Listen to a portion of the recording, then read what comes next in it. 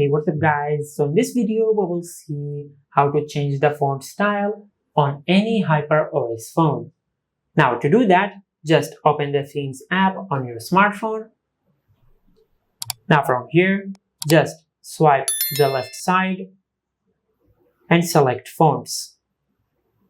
Now from here, just download any font you like. I will download this one. Now from here, just tap on Free. Now just wait a few seconds for the font to download. Now from here, just tap on Apply. Now from here, just go to your home screen.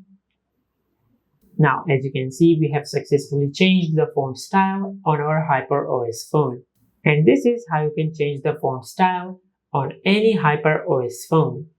If you found this video helpful, please like the video and subscribe to our channel and hit the bell icon to get notified when we upload a new video.